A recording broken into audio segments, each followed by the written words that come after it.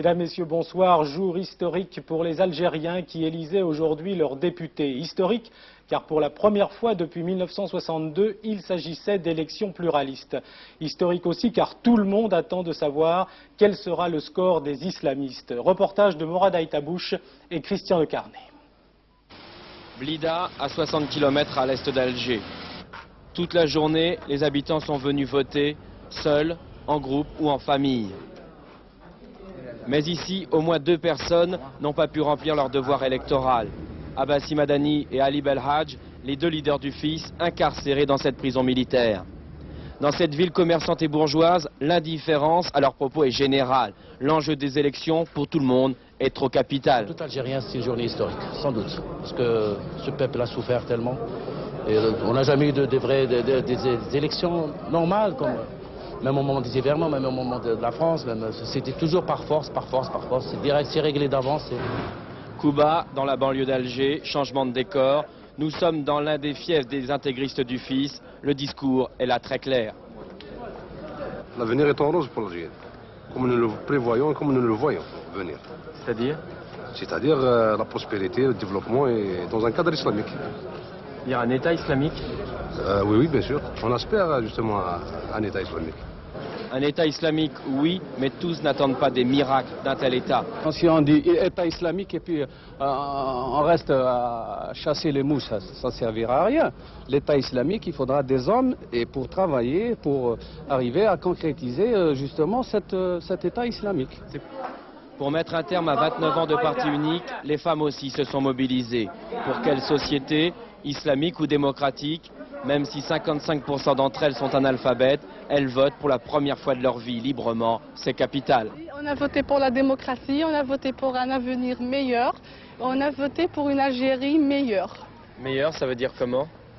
Que nous puissions dire ce qu'on veut, que nous puissions vivre comme on veut et comme on l'entend. 13,5 millions d'électeurs, 47 partis en lice, plus de 6 000 candidats pour 430 sièges de députés.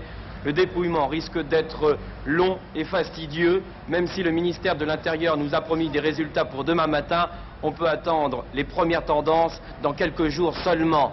Qui, du FIS, du FLN ou des démocrates arrivera en tête? Les dés sont ce soir jetés. En Russie, 24 heures après la démission de Mikhail Gorbatchev, les moscovites semblent plutôt indifférents. Certains, même sur place, parlent d'apathie. En réalité, tous les esprits sont maintenant tournés vers le 2 janvier prochain, date prévue pour la libération des prix. À Moscou, correspondance de Véronique Moreau, RFI. Apathie, morosité, c'est ce qui surprend dans l'attitude et dans les propos des moscovites aujourd'hui. Envoler la fièvre des rues, les sourires et la liesse qui régnaient après le putsch. Gorbatchev démissionne et alors? Même la presse n'a consacré aujourd'hui que quelques articles à l'événement, oscillant entre la nostalgie pour la Pravda et l'ironie pour la Sovietskaya Rossiya. Cette dernière présente à sa une caricature de Gorbatchev trônant sur un tas de décombres, lui faisant dire « Et sur ce, je pense que l'on peut considérer que la perestroïka est presque achevée ». Toute la journée d'hier, sur les lieux de travail, entre amis, les discussions allaient bon train quant au retrait du président soviétique. Mais aujourd'hui, c'est vers la ligne d'horizon du 2 janvier que tous les regards sont tournés. Ce jour-là, la Russie connaîtra une valse des étiquettes qui en affole plus d'un. Non seulement on ne trouve quasiment rien dans les magasins, mais tous les prix seront multipliés par 2, 3 ou 4. Alors on rassemble ces derniers roubles pour acheter le peu d'articles encore disponibles et l'on fait des stocks pour tenir au moins un mois. Après, les soviétiques ne savent plus. Toujours fatalistes, ils résument leur angoisse et leur espoir d'une réplique. Nous avons survécu jusque-là, nous survivrons encore. Véronique Moreau, Moscou, RFI pour le 19-20. Quant à Mikhail Gorbatchev lui-même, il a passé une partie de sa journée à rencontrer des journalistes et des amis témoins ces images qui viennent tout juste de nous parvenir et qui montrent l'ex numéro 1 soviétique dans un grand hôtel de Moscou en compagnie d'invités. Un Mikhail Gorbatchev apparemment souriant et détendu et qui a confié à la presse qu'il ne s'agissait là que d'un au revoir. Au lendemain de cette démission, l'hommage à l'œuvre et au rôle historique de Mikhail Gorbatchev est quasi unanime dans le monde. Seule la Chine émet des réserves. Parmi les réactions, celle de George Bush la nuit dernière, qui a salué la vision et le courage de l'ex numéro 1 soviétique. Hélène Frandon. I'd like to express on behalf of the American people my gratitude to Mikhail Gorbachev for years of sustained commitment to world peace and for his intellect, vision, and courage. Un brin nostalgique, George Bush, dans son discours de Noël. Il faut dire qu'il a perdu l'un de ses interlocuteurs préférés. Cette relation de confiance, les deux hommes l'ont tissée au cours de leur rencontre. Passé le premier réflexe de méfiance, puis l'effondrement du communisme, George Bush s'est laissé convaincre par la bonne foi de son homologue soviétique. Il n'est pas le seul. Entre James Baker, le secrétaire général de la Maison-Blanche, et Gorbatchev, une véritable relation d'amitié est née. Il leur faudra maintenant s'habituer à Boris Yeltsin, un partenaire moins facile, moins occidentalisé que Gorbatchev, moins familier aussi, même si, depuis le putsch raté, les États-Unis se sont rapprochés du président russe. George Bush a d'ailleurs salué son courage avant d'ajouter qu'il considérait la Russie comme l'héritière naturelle de l'URSS. Il a donc reconnu l'indépendance de la Russie comme celle des 11 autres républiques de la CEI. Mais dans l'immédiat, seules 6 d'entre elles pourront nouer des liens diplomatiques avec les États-Unis. Ce sont elles qui, selon lui, répondent déjà à des critères de démocratie. En France, parmi les réactions, celle de Georges Marchais qui estime que le nouveau pouvoir, incarné par Boris Yeltsin, conduit l'ancienne URSS à, je cite, d'immenses gâchis sociaux et humains. Je vous propose d'écouter maintenant quelques autres réactions de leaders politiques français sur l'avenir de la Russie. Ce qui nous fait redouter l'avenir, à M. Gorbatchev comme à nous-mêmes, je pense, c'est qu'il y a une possibilité d'évolution vers l'anarchie. Et cette anarchie serait terrifiante parce que nous habitons sur le même continent, à proximité les uns des autres, nous ne sommes plus autant des diligences, nous sommes autant des fusées. Et à propos de fusées, justement, il y a un grand danger, c'est que ces nouvelles autorités de l'ex-Union soviétique détiennent des armes terrifiantes. C'est ça qui nous préoccupe. Le communisme est tombé, on doit s'en réjouir. Cela pose beaucoup de problèmes, cela suscite énormément d'inquiétudes, et donc cela focalise certaines angoisses. Aujourd'hui, c'est Boris Yeltsin. Je crois que notre devoir, c'est d'aider Boris Yeltsin, mais sans recommencer l'erreur qui a été faite au moment de Gorbatchev. Il faut concentrer notre aide à ces nouvelles républiques démocratiques au plus proche des citoyens qui y vivent. Mikhaïl Gorbatchev a été un génie politique et a été nul en économie. Il paye son échec économique parce que depuis 6 ans, il a promis des réformes qu'il n'a pas faites. Il a épuisé une masse de conseillers économiques de grande qualité. Moi, j'ai travaillé avec Chataline sur le programme de 500 jours. J'ai travaillé avec Petrakov, j'ai travaillé avec Yavlinsky. Il y avait toute une série de gens capables. Chaque fois, il leur a fait faire un plan, puis il l'a mis au placard, il en a pris d'autres, et ainsi de suite. Ça ne pouvait pas durer. Il fallait que Gorbatchev soit remplacé par quelqu'un qui soit capable de prendre des décisions économiques. Autre réaction, celle de l'ancien dissident Leonid Pliouch, qui vit depuis des années à Paris. Vous allez l'entendre, s'il estime que le départ de Mikhaïl Gorbatchev était inévitable, il se pose quand même quelques questions sur Boris Yeltsin. Comparé à Gorbatchev, il est certain que Yeltsin convient mieux au processus qui se déroule actuellement dans l'ex-URSS. Tout d'abord, il a joué un rôle très important comme les chefs des autres républiques pour que la décolonisation se passe de manière pacifique. Mais malheureusement, il est en train de prendre un pouvoir de plus en plus dictatorial et ça c'est dangereux. Ça peut empêcher la démocratisation. Que pensez-vous du processus de morcellement actuel? Est-ce d'après vous un danger ou est-ce d'après vous une chance pour l'URSS? Tout dépend du processus en marche dans les autres républiques et notamment en Ukraine. Si l'Ukraine reste sur ses positions d'indépendance, ça empêchera Yeltsin de développer ses tendances dictatoriales. Voici donc Boris Yeltsin, un homme que tout le monde qualifie de courageux et de déterminé, mais dont le populisme inquiète certains. Exemple, Leonid Pliouch. Alors, que veut faire Boris Yeltsin pour sortir son pays du chaos? Élément de réponse avec Christine Lehéran.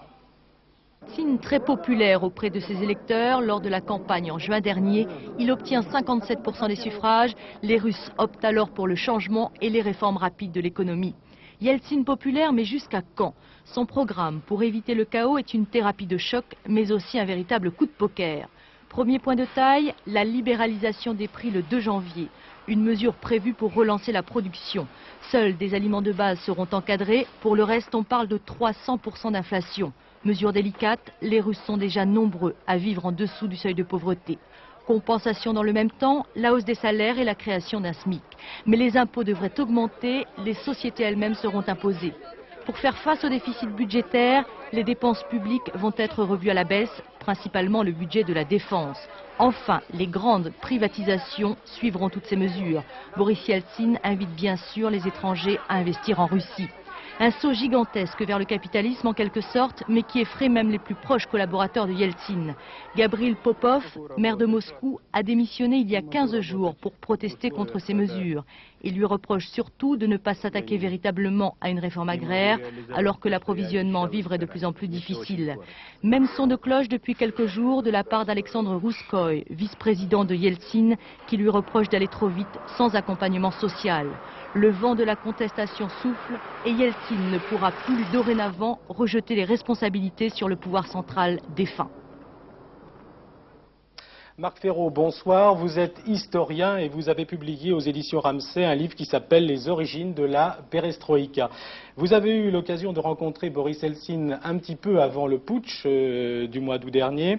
Pensiez-vous que Boris Eltsine s'installerait aussi vite aux commandes et, si je puis m'exprimer ainsi, pousserait dehors Mikhaïl Gorbatchev aussi vite? D'une certaine façon, il m'est apparu un homme qui est assez brutal et qui n'entendait pas partager le pouvoir. Je lui ai posé une question, c'était avant le putsch. Je lui ai dit, à trop attaquer Gorbatchev, est-ce que vous ne craignez pas qu'après qu'il tombe dans la trappe, vous le suiviez bientôt et qu'il y ait une sorte de putsch ou quelque chose de ce genre? Car l'idée du putsch était très familière à tout le monde il y a quelques mois. Il m'a simplement répondu, furieux, dans un fauteuil, il n'y a de la place que pour une seule personne. Autrement dit, c'est un homme qui va droit au fait, et on a vu qu'il pouvait changer de cap avec brutalité, notamment dans le Caucase, mais ce n'est pas un homme qui ondoie et qui avance et recule prudemment comme le faisait Gorbatchev. Alors, malgré tout, cet homme est populaire. Qu'est-ce qui explique cette popularité alors que, pas plus que Mikhaïl Gorbatchev, il a pu remplir les magasins de Moscou jusqu'à présent? Absolument, seulement il n'en avait pas, si j'ose dire, la compétence, ce qui ne veut pas dire que plus tard il le fera mieux que ses prédécesseurs. Ce qui l'a rendu populaire d'abord, c'est qu'il a été beaucoup plus radical que Gorbatchev, en ce sens qu'il a d'abord quitté le parti le premier. Ensuite, il a été plus radical que Gorbatchev en se disant russe, c'est-à-dire en rompant avec l'Union soviétique, avec le système qui existait, ce qui pouvait l'amener à une position telle que c'est lui qui disait aux autres républiques, si vous voulez venir avec nous, venez, et c'est nous qui déciderons.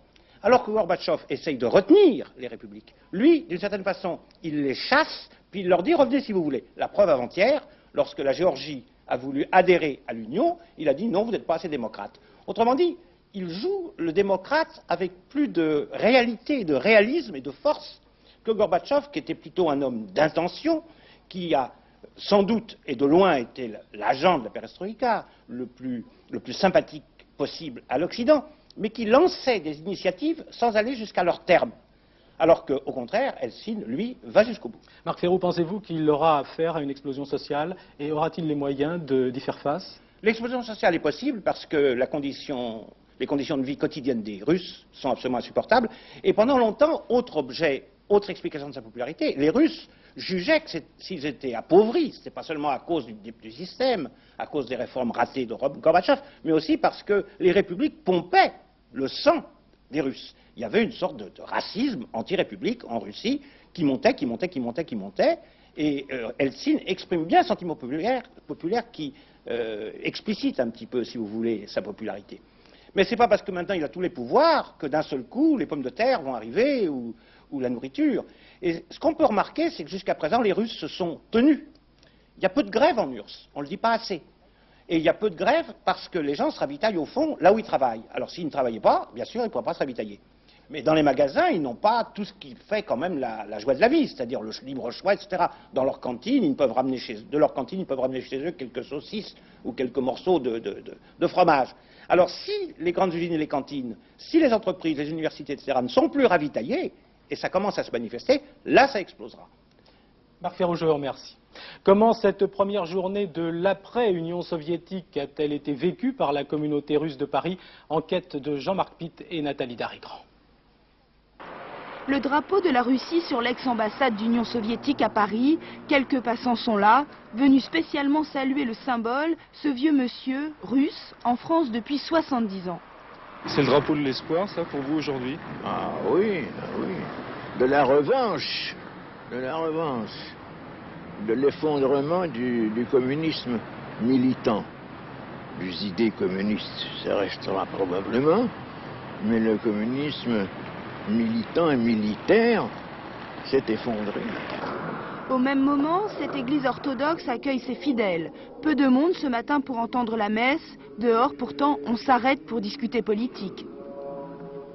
Comment vous avez réagi à la disparition officielle hier de l'Union soviétique? C'est très bon, c'est fantastique. Je voulais pas aller là-bas en Russie à cause du communisme et tout ça. Et maintenant, peut-être que j'irai en fait. Je trouve que ce que fait Yeltsin, Kravchuk et l'autre là, que ça a l'air très rapide et pas suffisamment réfléchi, tandis que Gorbatchev est un homme réfléchi, de profondeur, tandis que là tout va trop vite. Gorbatchev et l'Union soviétique, ici, personne ne les regrettera. Dans les locaux de l'hebdomadaire La Pensée russe, on a retardé le bouclage. On salue la fin de cet empire et le départ de Gorbatchev aussi. Parce que Gorbatchev, quand il a commencé sa politique de perestroïka, de glasnost, quand même son but n'était pas de libéraliser ce pays, mais de garder cet empire. La rédaction est pro-Boris Yeltsin, mais on sait qu'il n'y a plus en Russie d'homme providentiel. Dans le nord de la France, près d'un mois après sa disparition, le corps du petit Hervé a été retrouvé dans un étang près de son village. On ignore encore les causes de la mort de ce petit garçon autiste. Reportage de Marie-Agnès Bourguin, FR3 Lille. Le petit Hervé a donc été retrouvé dans un étang à 1 km environ de chez lui. C'est le propriétaire du plan d'eau qui a fait la macabre découverte ce matin vers 10h30. Je fais le tour tout le temps de mes étangs. Hein. Et bien, en faisant le tour, je l'ai vu, là, il était là-bas. C'est le bordure, là, à 2 mètres de la berge. Il flottait comme ça, sur son ventre. Aussitôt, les gendarmes bouclent le secteur et ratissent les environs de l'étang à la recherche d'indices. 3 plongeurs de Calais sont appelés à la rescousse et font des prélèvements subaquatiques. On fait également appel à un médecin légiste de Maubeuge. Vers 16 h, le petit Hervé est sorti de l'eau et formellement identifié par son père. A été trouvé un enfant qui dérive à la surface de l'eau et dont les habits ont été identifiés par le père comme étant ceux portés par Hervé Lemat. L'enfant, âgé de 11 ans, avait disparu le 29 novembre dernier. Aujourd'hui, sa mort semble encore bien mystérieuse. Une information judiciaire a été ouverte pour en déterminer les causes. La noyade paraît actuellement l'hypothèse la plus vraisemblable. Hervé présente tous les signes d'un noyé et il ne porte pas de traces extérieures de coups. Mais l'étang dans lequel on l'a trouvé aurait été fouillé lors des recherches et il est peu profond. Le corps était-il là depuis un mois? Où l'a-t-on amené? Autant de questions qui devront être élucidées par l'autopsie. Elle sera pratiquée samedi. Nouvelle hausse du chômage en France au mois de novembre, une hausse de plus de 1% qui correspond à près de 30 000 chômeurs de plus par rapport au mois précédent. Le commentaire de Marie-Claire Thiers. Plus 1,1%, soit 29 500 demandeurs d'emploi supplémentaires. Pour le mois de novembre 1991, le chiffre du chômage s'établit à 2 825 000, soit 9,8% de la population active. La progression reste forte pour les adultes de 25 à 49 ans, en particulier les hommes. 2 explications. D'une part, les licenciements économiques augmentent dans les nombreuses entreprises qui subissent des mouvements de restructuration. D'autre part, la faiblesse des offres d'emploi limite les opportunités de retrouver un travail. Le chômage des 50 ans et plus reprend sa progression. Quant au chômage des jeunes, il se ralentit nettement grâce en partie aux mesures d'exonération prévues pour l'embauche des jeunes sans qualification. 6 000 contrats ont été signés. Mais la situation économique n'explique pas tout, selon Martine Aubry, le ministre du Travail, qui s'étonne de la progression importante de la population active en 1991. Cela signifierait-il que le nombre de femmes augmente sur le marché du travail? Une étude est en cours. Pascal Justice nous résume à présent les autres faits marquants de la journée en France. Commentaires sur des images de nos stations régionales. À Bordeaux, cette nuit, une explosion d'origine criminelle a causé d'importants dégâts matériels dans les bureaux de la Caisse d'assurance vieillesse des artisans. Il n'y a aucune victime ni aucune revendication, mais les responsables du service contentieux qui gère les impayés et organise les poursuites pensent qu'il pourrait s'agir de l'acte d'un groupement d'adhérents récalcitrants au paiement de leurs cotisations. Un vaste trafic d'objets d'art volés vient d'être découvert à Lyon à la suite de l'interception d'un camion chargé de meubles anciens, bibelots et tableaux provenant de cambriolage. 300 à 400 pièces ont été saisies, plusieurs personnes arrêtées. Il semblerait que le trafic s'étende à une dizaine de départements de l'Est de la France, avec des ramifications à l'étranger. Tous les habitants du petit village de Canins en Ariège étaient ce matin sur le pied de guerre pour empêcher que le petit Charles ne soit enlevé à ses parents pour être placé à la DAS. À la suite de la plainte d'un médecin, le bébé a passé 1 mois dans un foyer, mais l'enquête n'apportant pas la preuve des sévices subis, il avait été rendu à ses parents pour Noël. Il devait retourner ce matin à la DAS, mais les habitants du village se sont tous déplacés à Toulouse, où ils ont obtenu gain de cause. Les dockers ont observé un peu partout en France, comme ici à La Rochelle, leur 10e arrêt de travail depuis le début du conflit qui les oppose au gouvernement sur le plan de réforme de leur statut depuis le mois d'octobre. Le mouvement a été bien suivi, sauf à Saint-Nazaire, Brest et Roscoff. Le mouvement devrait se durcir avec une grève de 48 heures hebdomadaires. Le gouvernement va de nouveau se pencher sur le sort des fumeurs. Demain matin, une réunion interministérielle doit en effet déterminer avec beaucoup de précision les endroits où les adeptes du tabac pourront exercer leur activité dans les lieux publics. Tâche délicate s'il en est. Explication de Samuel Costa. Faute de pouvoir l'emporter en une manche, le gouvernement définira demain les nouveaux textes tout en prenant soin de rester suffisamment flou pour éviter les conflits. Dans les entreprises, le principe général sera l'interdiction à partir du 1er janvier prochain, mais il appartiendra toujours aux chefs d'entreprise de fixer par le biais du règlement intérieur les lieux où la cigarette sera toujours autorisée. Les règles sont fixées dès le départ, les gens n'auront pas le droit de fumer en cachette. Et si, je pense, cette règle n'est pas respectée, il pourrait y avoir des sanctions. Mais ce rôle de censeur, le CNPF n'en veut surtout pas. Les restaurants seront réputés non-fumeurs, mais là aussi des zones fumeurs seront autorisées. Dans les transports, 30% des places seront réservées aux fumeurs. Dans les établissements publics, l'interdiction est générale, mais là encore, les salles fumeurs peuvent être prévues. Le gouvernement veut montrer sa force face au lobby du tabac, mais avec un texte aussi flou, le Conseil d'État pourrait être amené à trancher, et ce, en dernier ressort. Non seulement les Français vont de moins en moins au cinéma, mais en plus, lorsqu'ils y vont, c'est plutôt pour aller voir des films américains. Cette constatation plutôt amère est faite par l'Institut national de la statistique qui vient de publier un rapport qui porte sur 10 ans. Constats et chiffres commentés par Dominique Poncet. Maintenant, sa mission. Champion du box-office cette année, Schwarzenegger dans Terminator 2 et Kevin Costner dans Danse avec les loups. L'année 91 du cinéma en France aura encore été fortement américaine. À en croire une enquête de l'INSEE, les superproductions venues d'outre-Atlantique font une ombre grandissante aux œuvres françaises. Pour preuve, ces 10 dernières années, la part des films américains dans notre marché hexagonal est passée de 31 à 57%, alors que celle des films français a diminué de 50 à 37%. Dommage, car la plupart des cinéphiles interrogés cet après-midi avouaient sans embâche leur préférence pour le cinéma français. Pourquoi vous allez voir les films français, vous ? Parce que je trouve qu'on a de très bons acteurs, tout simplement, et que ça vaut le coup de un peu promouvoir leur action. Moi, je suis désolé de voir les kilomètres de queue à Terminator 2, c'est sûr, mais qu'est-ce qu'il faut faire contre ça? Je ne sais pas. Toujours selon l'INSEE, il y aurait plus grave pour le 7e art en général. La chute du nombre d'entrées, moins 30% sur ces 10 dernières années. Incriminée, la télévision qui incite au cocooning et aussi le prix des places. Même avec le prix étudiant à 30 francs, c'est quand même assez cher. Vous iriez plus au cinéma si les places étaient moins chères? Ah oui, sans problème. Je trouve que c'est cher aussi, oui. C'est vraiment cher. La situation, jugée désastreuse dans la presse ce matin, ne semble pourtant pas altérer l'optimisme de l'un des plus grands producteurs français, Alain Terzian. J'ai le sentiment qu'on fait des films qui durent et qui s'inscrivent dans la mémoire et dans le patrimoine et que c'est important de rester fidèle à nos racines, à nos passions et à notre culture. C'est vrai qu'il y a une certaine érosion, c'est vrai que la France est le pays qui a le mieux résisté à cette érosion. Et en ce qui me concerne, je suis tout à fait confiant.